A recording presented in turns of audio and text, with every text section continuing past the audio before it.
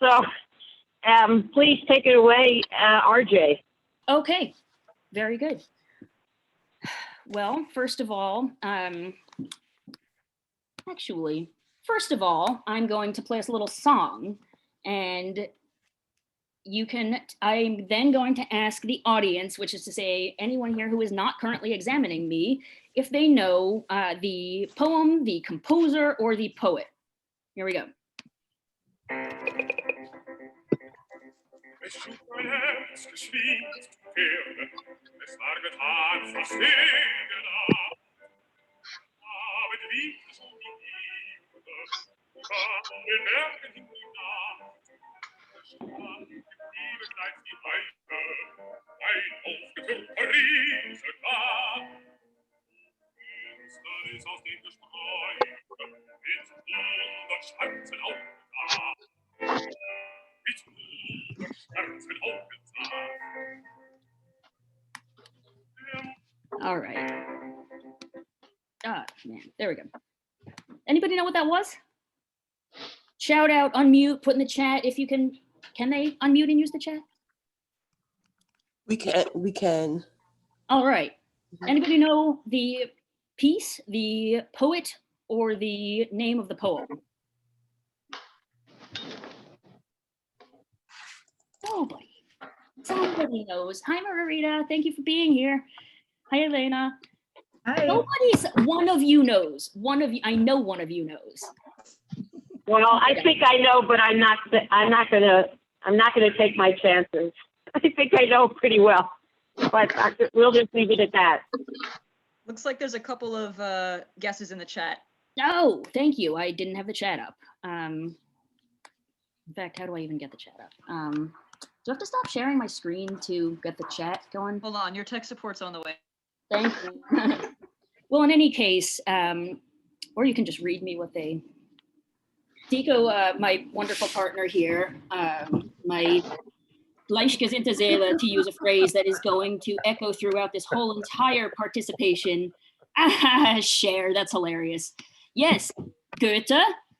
Chris got it. This is Willkommen und Abschied by, well, the poem is by Goethe, a name many of you likely know, although he is hardly the household name in the present day United States that he may have been elsewhere or in the past. And the setting is in fact by my friend Franz Schubert. Here's Schubert. I don't know if you can see that. That's a little wood burning that I did when I was in need of some inspiration myself. And I wanted to play, it was hard to actually stop after just 30 seconds of that, but I wanted to start that out partly just to, you know, start us with kind of a bang, since that's one of Schubert's most rip-roaring songs. Also because Willkommen und Abschied, hail and farewell, hello and goodbye, is a perhaps too on the nose, poignant statement for me at this exact moment. Also because a lot of folks may never have heard a German art song, the thing around which my emotional and intellectual life has been bent for far longer than I've been a graduate student. The German art song is kind of a backwater, even, it's a margin, even within the Western classical music world, which in some ways is part of why it suits me so well, being a margin dweller myself. A lot of what I really want to share with you today, well, the challenge for me is going to be to balance between sharing the what of this dissertation and the why of this dissertation. The what is what you would normally present at a final public oral. What did I write? What did I do? What are the chapters? But I really also want to share just as much what brought me to this project and what it really means to me. So where to begin with that? I think we're gonna go a little bit in medias res. I will shortly show you what the chapters are going to be, but before I really walk you through them, we're gonna do a sort of case study regarding the actual heart of the matter. and get into what I really mean by, as the title says, dialectics of music and poetry in German and English art song. So let me first tell you what a German what an art song of any variety is. It is a poem set to music by a composer. Usually the poet is a different person from the composer. This is not, a songwriting team sitting down together. This is a poet writes a thing. It can be good, it can be bad, it can be everywhere in between, it can be dense, it can be sparse. And a composer, with or without permission, whether or not they know the poet, gets their sticky hands on it and does a thing to it. And what interests me so much is that the thing they do to it, at least in the case of the fully mature romantic German art song, begins with an act of interpretation, which is to say, this is just, the most rich and delicious art form for someone like me, who is a literature student who happens to love music. What attracted me first about this art form is that it is the most concentrated case study that I'm aware of in Western classical music, at the very least, in what it looks like, what it means when one artist two artistic wills come together and an act of interpretation is performed by the composer, a close reading, if you will. And that's sort of the point here. And the result, when I do that, you get an essay. When Schubert does it, you get a song. How fascinating. So this really, to me, is about this just irreducible, unspeakable alchemy at the heart of the art song medium. And there's even a sort of further poignance to it that you'll see as we get into this a little bit. I want to read the dedication that I've written for this. I added this after submitting it, so this will be new to the committee. This dissertation is dedicated, with humble gratitude for the term, to the beloved community. In this I include everyone who has ever wished for the ministrations of a same-sensed soul, or longed for the better means of expression and self-actualization. My own gleichgesinnte Seelen, we'll come back to this phrase, are many in number and form. They are my family and my friends, my students and my teachers, ancestors long forgotten, and the yet unborn, to whom the memory of my generation will fall. You are my strength and my joy. Without you, neither this beloved project nor I would be here. I'm going to go ahead and drop that in the chat. Let's see here. And I want to immediately give credit to the creators of that term. Josiah Royce, the American philosopher, created the term in 1916, and it was deepened and popularized by Dr. Martin Luther King Jr., which, if any of us have heard of it, that may be why. This begins to point at what for me is the real emotional appeal, the real meaning of the art song. So I think now I want to go to I'm gonna skip ahead a little bit. This is a fellow named Wilhelm Miller. Anybody heard of him? Just show of hands. Yes. Oh, wonderful. Couple people. Understandably not terribly many, because he's not a bad poet. He's definitely not. He has some very staunch defenders, and his songs furnished some fantastic thank you. His songs furnished some fantastic lyrics, a term we'll get into, including for Schubert, especially for Schubert. Two of the major, oh, thank you. Can you also talk to Nico? Thanks. Two of the major works of Schubert, of anything in the German song repertoire, are these two massive song cycles, Die schöne Müllerin and Winterreise. Müller was the poet for both of them. He and Schubert never met. Both of them died horrifically young, younger than me. I shudder to Shudder to think they never met each other, they never knew each other, and yet the artistic partnership that transpired between these two non-collaborators is one of the most rich and suggestive and incredible that I am aware of. So here we've, oops. So here we have, nope, that's not it.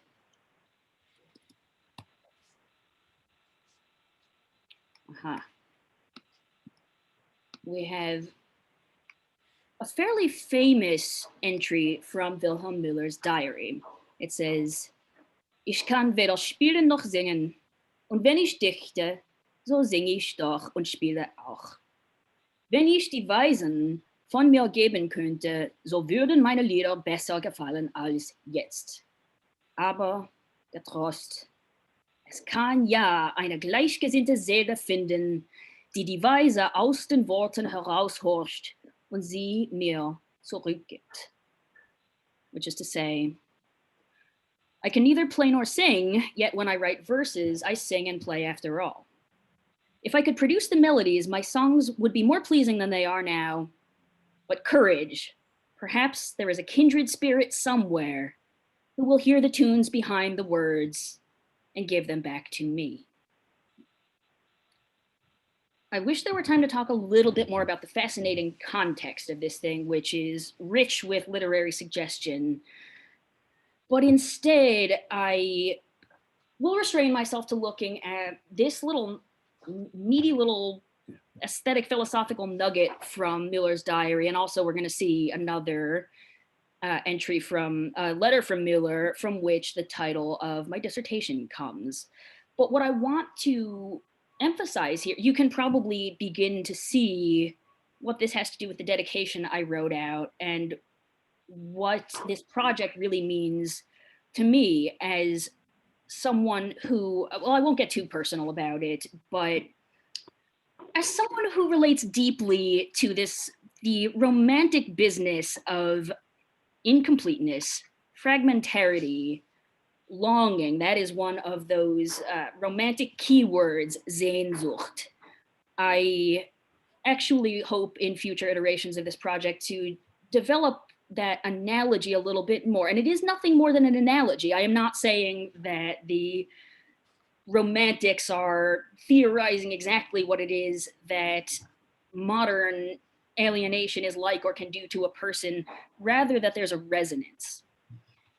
I might even call this a hermeneutics of recognition, something a bit outside of proof, but simply unshakable, unseeable once you have seen it. I want to take a moment to thank everyone, having said all of this, who has helped me get here today. If there's one thing I have learned from this dissertation project, it is that I need new glasses. Just kidding, I do though. It is that you can't do this alone, that I did not do this alone and no one could. I want to thank my family. My parents are both here, Dr. Joanne Rubin and Dr. Stephen Bergmann. And both of them gave me a special gift as a scholar in that neither of them ever hassled me about school or grades or anything like that, which gave me space to develop into someone who simply and truly loves the business of study and scholarship and doesn't pressure it with notions of success, whatever that might be, or self-worth, or all of these things. All that my two parents have ever wanted from me is that I be as much myself as I can, and that I be kind to others and vaguely responsible, and occasionally clean my room, which I didn't. I also want to acknowledge my brother David, who is on the road currently, but I hope knows how proud I am of him. I want to thank my teachers and students, who very often are some of the same people. I find that the relationship is a much more reciprocal one than we're sometimes told.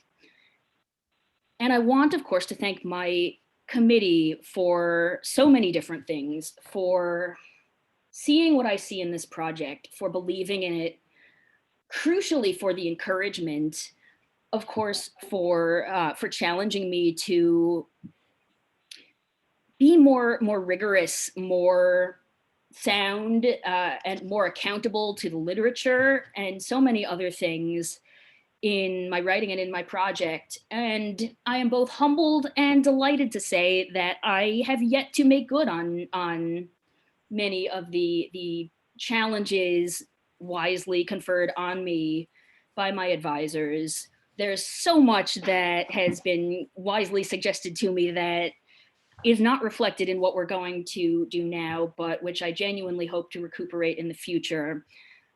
I also want to say that I've been the beneficiary of quite a lot of grace and benefit of the doubt in being permitted, encouraged, able to submit this dissertation right now. It was a bit of a tough journey to the finish line for various reasons.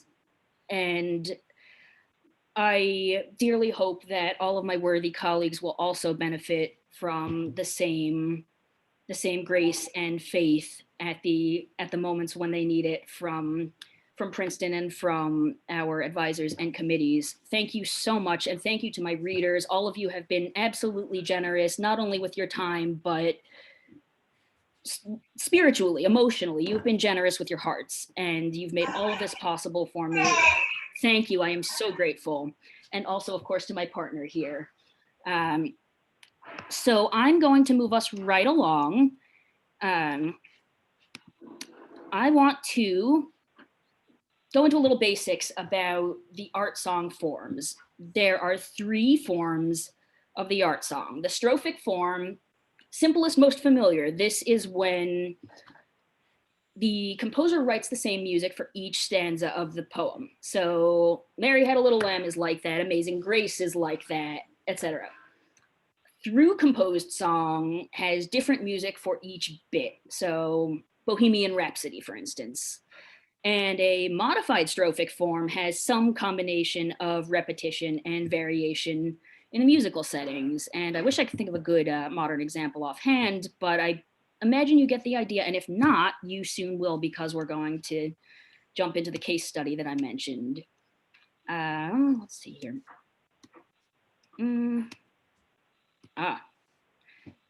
First, I'm just going to mention, we're going to see another setting of a poem by Goethe set by Schubert.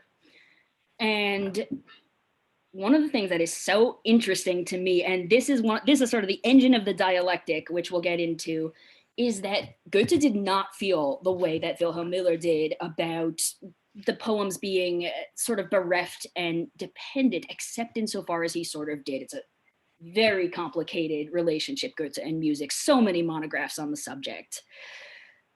Goethe writes, quite interestingly, in a letter to his kind of court composer's right-hand composer, Zelter, who is known for writing very transparent settings that don't too much disrupt the meter of the poem, don't add too much, don't intervene too much, leave the things as intact as they can, which is the opposite of what Schubert ends up doing later on.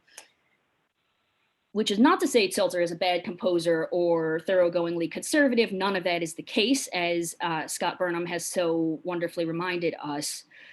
Nevertheless, the stance of Goethe is something like what we see in his letter to Zelter, thanking him essentially for not being a Schubert about things. Goethe writes, "I feel that your compositions are identical with my poems." Already kind of a strange, interesting thing to say. "The music, just like an inflowing gas, takes the balloon into the air. With other composers, I first have to see how they perceive the poem and what they have made out of it." It's interesting because Goethe actually did very much want his poems set to music, but then there comes this question of why, if his desire is that they should add as little as possible to it and do as little as possible beyond what the poem does. I can recommend Joe Tudor's monograph on the subject, which goes very deeply into 18th century thoughts about music and language, and which, just to put it very briefly and bluntly, frequently has to do with ideals of vivifying a poem. And there's a whole other host of metaphors, but the vivification one, the animation one, Lebendigkeit, lebendig machen, belebend, that was one of the ideals of the 18th century. And the power of that actually continues into Schubert's time.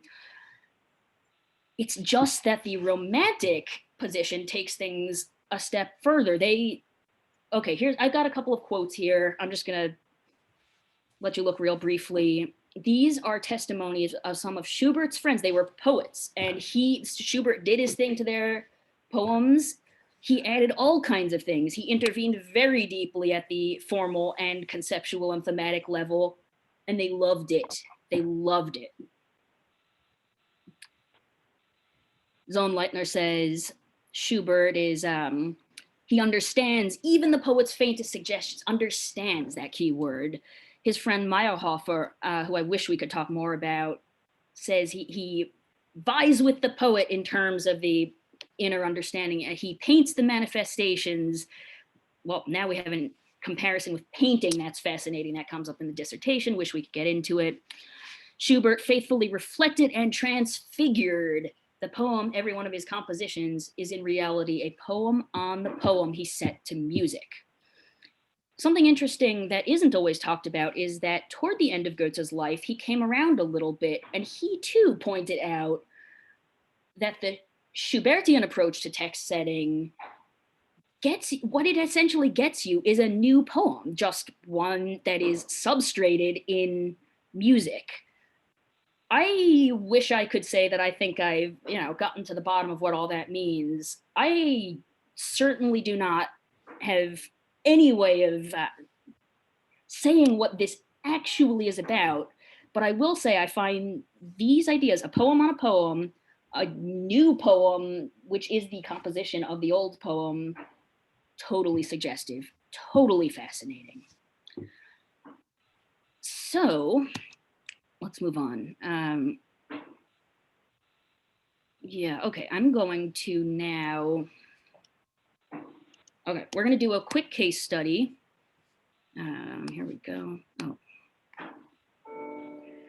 This is Goethe's An den Mond. You're gonna hear two different melodies. First, you're gonna hear an A melody. I've got the words up here.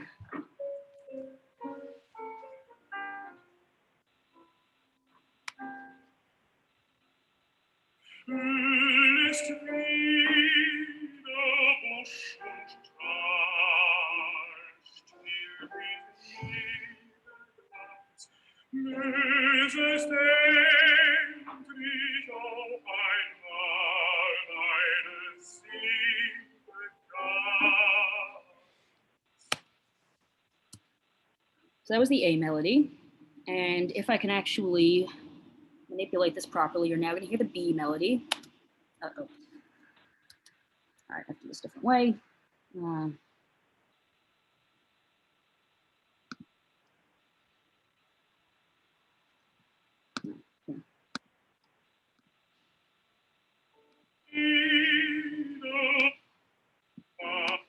All right, here's the B melody.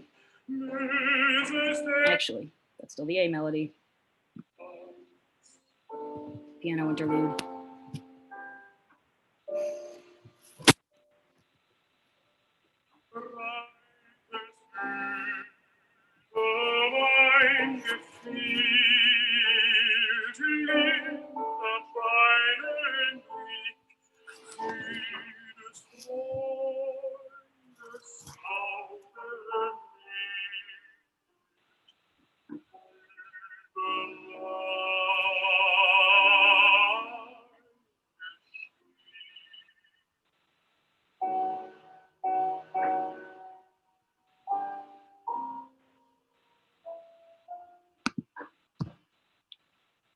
The reason that I wanted to show you this poem and break this down so carefully into the A and B melodies is that this is the case study that I'm going to use to explain what I mean by dialectics of music and poetry in the art song.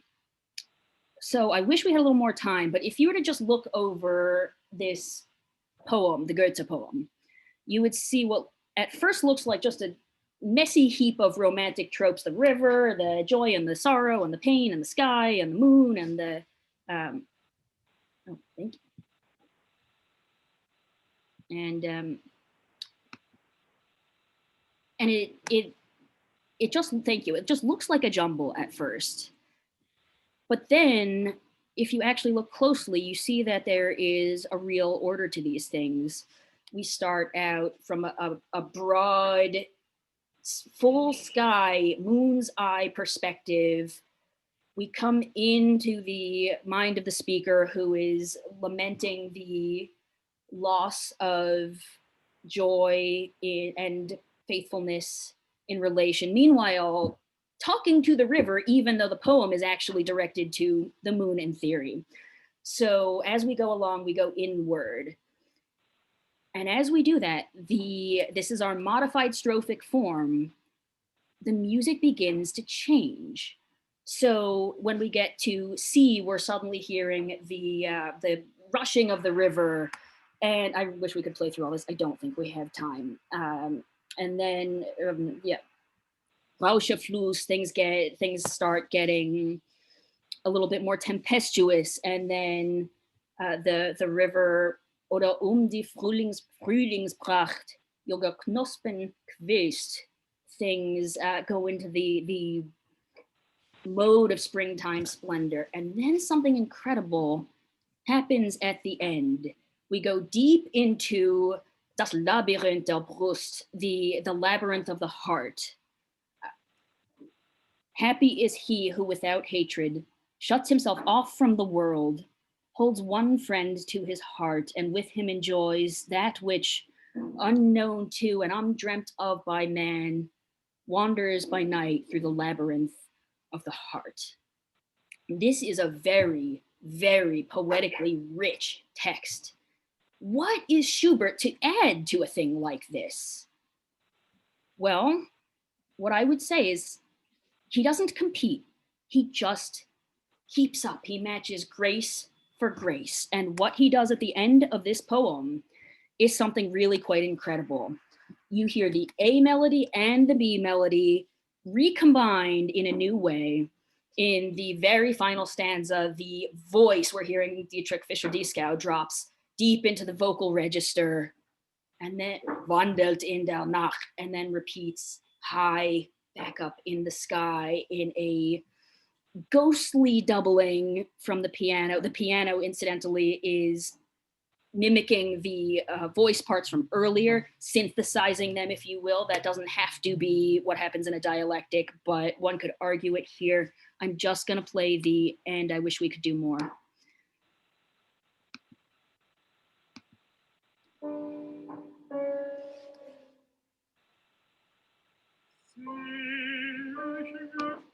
Uh-oh.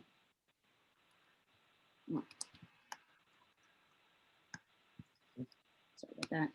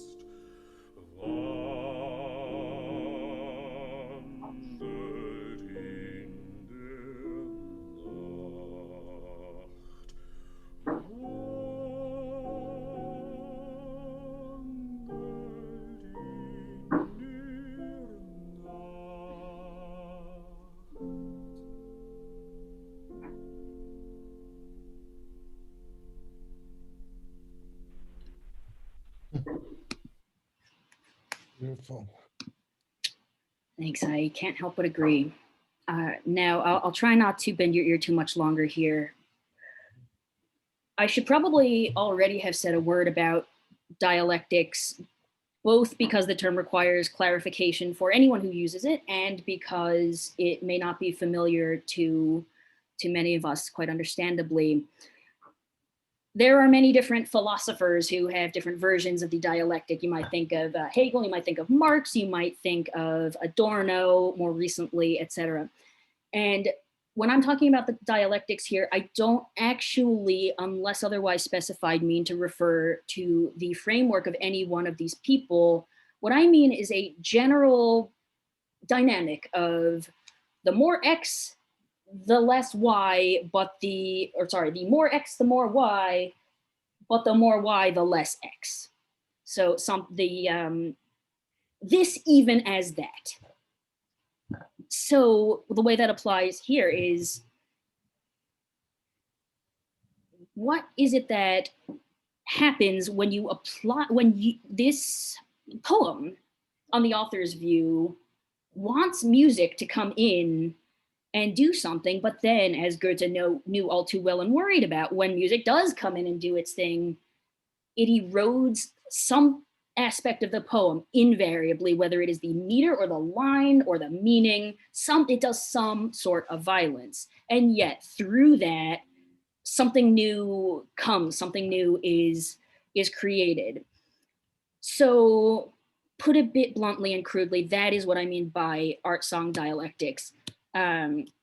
Hegel wrote about the art song. We don't really have time to take a close look, but Hegel wrote about, in his lectures on fine arts, basically wrote about all of the art forms. One of my chapters argues that the art song would have made a perfect case study for Hegel's dialectical view of the history of the art forms, but because he's looking from such a broad angle, this genre, like many, gets a bit lost in the mix. He talks more about opera, which is, of course, a fascinating comparison point. Wish we had time to get into it. It does come up in the dissertation a little bit. I can send all of this along if you want to look at it later, just so that I'm not talking too much longer than I already am. Now I'm finally going to go back and show you the actual what of the dissertation. So what I just showed you is chapters 2 and 3. This is the real guts of the dissertation. This is really where I talk about what happens at the level of form when composers in the Schubertian mode do their thing, do their close reading alchemy thing to the poem. And so much of this chapter 2 about composition and that tension at the intermedial boundary, that boundary between media. By media, I mean in the old school sense, poetry is a medium, music is a medium. In chapter 3, I look at the temporal ways that these things play out. I have broken it down into what I've called the temporalities 1, which is time in the art song, internal temporality, by which I mean meter. What is it that happens when musical meter and poetic meter come up against each other? And then what I've called temporalities 2, the art song in time. What I am looking at is how it is that the addition of music can give a poem an afterlife in posterity that it would never have achieved for itself. Adorno's lyric Poetry and Society is helpful to me here, where he argues that, well, I'm simplifying grossly, but a lyric, a poem, achieves longevity not by abstracting itself from its time, not by attempting to be futuristic, rather by entrenching itself most materially in the reality of its own moment.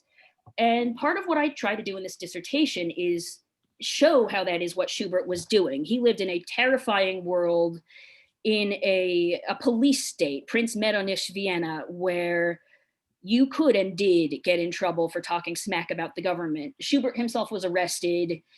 he got a police record, which is not what you want to have in a state like this. A friend of his, Johann Zen, was exiled permanently and without recourse from his home in Vienna. And life in the Schubert circle, as it's called, was never the same after that. Also, a number of Schubert's friends were forced or something of the sort to take work as government censors. These are poets, these are playwrights. And there's a wonderful essay by Leon Botstein in which he really draws out just what that did to the morale of these young people. And the Johann Meyerhofer, who I mentioned earlier, in fact, ended his life over the despair, perhaps not merely it, but it was an absolutely unsurvivable culture. And I think Botstein writes that the will to survive was accompanied by self-loathing and guilt. And it was a nightmare for these young people. Bauernfeld was about to take a desk job and said he felt like he was going to be hanged the next day. So, since this is about situating what is so special about the German art song in its proper context, chapter 1 is about the cultural and aesthetic conditions out of which all of this was created. That's where I talk about Goethe. That's where I talk about the earlier German romantics, Schlegel, Wackenroder, Novalis, E.T.A. Hoffmann. It was really fun going through all that and looking for traces of what I have called the lead idea, that very concentrated interest in composition qua close reading. In the moment of its birth around the turn of the 19th century, which around that time, everything was dominated by an interest, a rather contrary interest in simplicity, folk song, das Volkston. There's a whole spurious politics to it, which is fascinating, and we could get into it. But alas, there's no time. Chapter 4, I look at how this little germ that I've called the lead idea migrates to England, makes its way into the English novel. And something I actually hope to develop more in future iterations of this project is how that then becomes the seed of the so-called English musical renaissance in the late 19th and early 20th century in England, where England is going, oh my God, we haven't had a major composer since Purcell. This is a nightmare. We'd really like to have songs, but alas, where is our Heinrich Heine? Who is to be our Heine? Heine was a very important provider of lyrics for or poems that became lyrics for the art song. Then the English hit upon a great idea. Oh, I know, our Heine is A.E. Haussmann. Great. And there's a gajillion Haussmann settings and also quite a lot of Schubert settings, a number of other things, quite interesting. And what's especially interesting is the way that the German lead is used as a model. In fact, Hubert Parry, one of the founding fathers of this movement, was so uncomfortable writing art songs in English, he had someone translate Shakespeare sonnets into German so that he, an Englishman, could make songs out of them. Only later did he backwrite them into English. Fascinating. You'll see that I've got in here a couple of things that I've called interlude. That's generally because some work needed to be done that didn't amount to a full argument in itself. So one of the first one, I just sort of try to clear the dust of all of the heaps of romantic metaphors for text setting, and also modern ones, sister arts, dueling rivals, et cetera, et cetera, et cetera. Interlude 2 is something I'm hoping to develop more in the future. I could not help but notice, as we may already have seen in some of these places, that frequently the visual is what comes in to mediate the word-music relationship. It happens in a lot of theoretical texts. It also happens in a lot of poetic texts, critical texts. You saw it in those testimonies from Schubert's poet friends, et cetera, et cetera. The third interlude, which I've called parody, oh boy, I really wish we could get into some of this stuff. It is very, very easy to make fun of the German lead. And I do not think that the devotees or enthusiasts or partisans of the German Lied need hold back from taking in the rich hilarity of something so utterly earnest. I can send around some really great material about this, but at the very least, do yourself a favor and first listen to Schubert's Erl King, then listen to Dudley Moore's Die Flabbergast. You won't regret it. Oh, it's just astonishing. So chapters 2 and 3 are sort of the guts of this thing. Chapters 1 and 4 are a sort of frame narrative. Chapter 5, I hope to develop this more in future iterations, but I want to write a lot about the singer Fischer Dieskau and probably others, but he presided over a resurgence of the art song against the horrific backdrop of World War II in the 20th century. His first recital ever was interrupted by a bombing, and he and the audience waited it out for 2.5 hours in the cellar and then resumed Winterreise at song number 8, Rückblick. So one of the precious things about this medium to me is just the cake of historical mud that, as far as I'm concerned, never should be cleared away from it. Fischer Dieskau. I'm sorry, you said World War I or World War II? Oh, I said 1 and I meant 2. Oh, Thank you so much. okay. Thank you, Mark. Yeah, fascinating guy, and he denied being an intellectual or a scholar, but Fischer Dieskau certainly was, had this utterly verbal instinct. The composer Hindemith said to him famously, "You're not a musician at all. You're a bard." Now, perhaps overstatement. Again, what does that mean? I don't know. I shall never stop investigating. I also had the good luck, thanks to the Pierce Center on campus, to go to Berlin and look through Fischer Dieskau's archives. I found some wonderful stuff. One of the most interesting things I found there is a letter that Fischer Dieskau writes to his friend Jörg Demus, whom we heard accompanying him on Willkommen und Abschied at the beginning of this. Demus had tried his hand at writing an opera. Fischer Dieskau was not impressed and gives his friend tough, honest feedback. And he says, Jörg, the text must never be stronger than the music. And that, I think, well, as soon as I read that, I realized he's right. Anytime that if the music and text are equally strong, as in An den Mond, great. But if the text is stronger, better than the music, it need not be a song. And you can tell when you hear something that's set to music, but the music just does not hold up against the text. It feels true, palpably true. This has implications, I think, for this whole dialectical business, but I'm afraid that's all I have time to say on that. I now just want to point out one more. Clearly, I've structured this as, frames within frames in the romantic tradition, I suppose, of the frame story, the Rahmenerzählung, as they would say in German. My introduction and my coda are actually, to me, some of the most important things in here. In the introduction, I talk about some of what I said at the beginning of this talk, the personal dimensions of what this all means to me and what it really means to someone in my position, which I wish I could say more about, to lack for so long means of expressive and self-actualizing power. To me, the art song is, especially Qua Müller, is just such a beautiful, fascinating symbol of that Sehnsucht, that grasping, that reaching. I have not yet written all of this out, but I also do hope to make a queer connection of sorts explicit, and meanwhile to cut through some of the nonsense in all of the literature. Was Schubert gay? Did Schubert have sex with Meyerhofer, his roommate? Oh my God.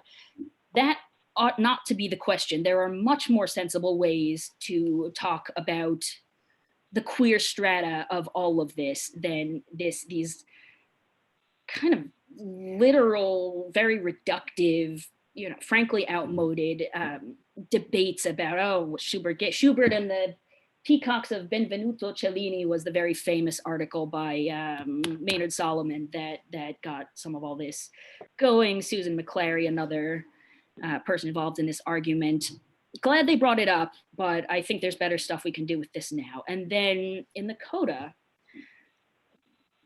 in addition to trying to bring all the strands together, I offer some thoughts on both ways and reasons you might want to teach this material in a classroom that is oriented toward liberatory pedagogy, toward radical freedom, toward anti-racism, toward an end of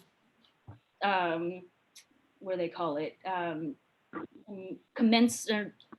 The end of mandatory gender, the hell is that called? Compulsory gender, et cetera, against classism. Why might one want to teach dead white Europeans in such a context? And I propose some reasons that have nothing to do with them being great. I mean, they're great to me, but that's a completely relative thing. And that too is very complicated for me as a German Jew and the descendant of very recent German Jews. I'm delighted to have some of my German family here.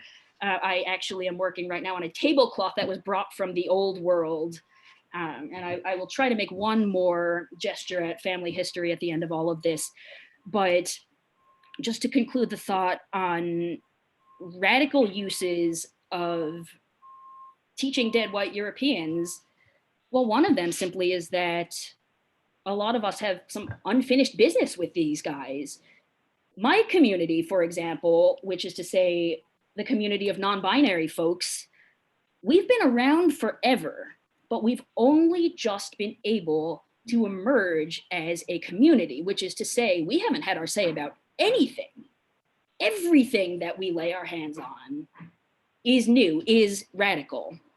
And some of us will have things to say about dead white Europeans, some of us won't. And what I really hope to see in the future of university education, also other education, is that it isn't expected that for me to speak about queerness, I must be in a gender and sexuality studies department, let alone a women, gender and sexuality studies department, God forbid. In order to speak about race, one need not be in the Department of African American Studies. We will not be free until you can take Greek from someone who looks like anything and has any kind of body, ditto chemistry, ditto everything. Another way of saying this is that I'm very eager to see a different conversation about diversifying the curriculum. Do diversify the curriculum, but don't even try to do it without first diversifying faculty. If you diversify your faculty, the curriculum will take care of itself in a very natural and intelligent fashion.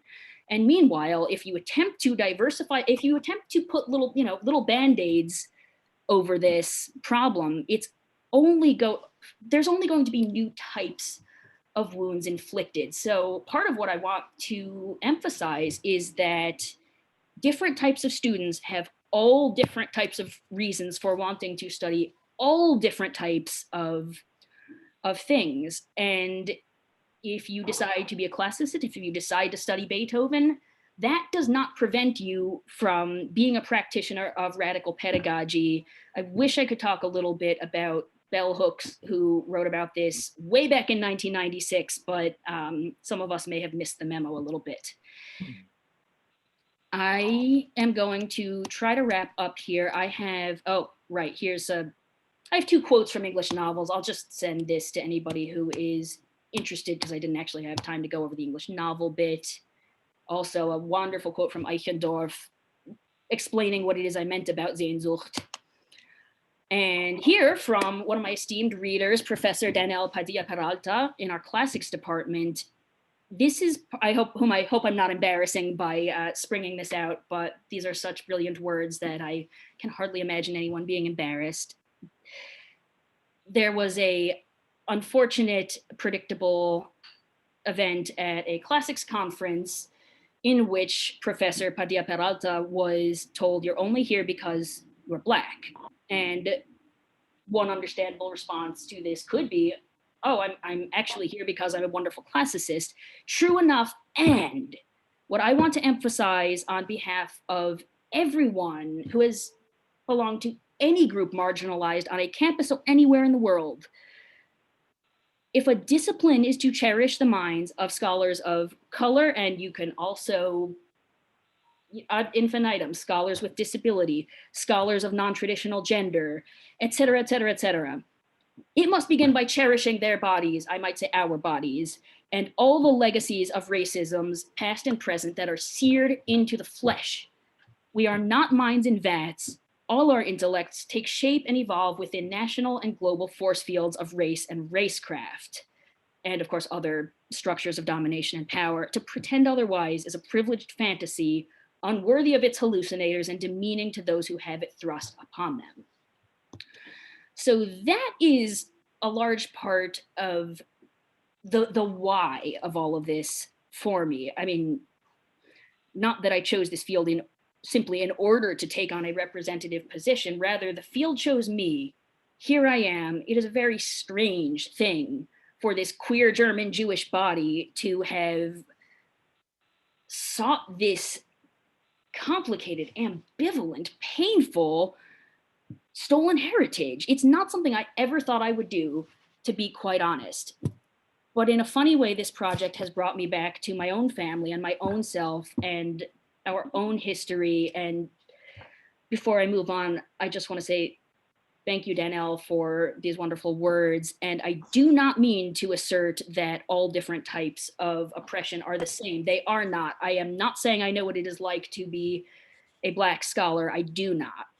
Only that these wise words apply across the board.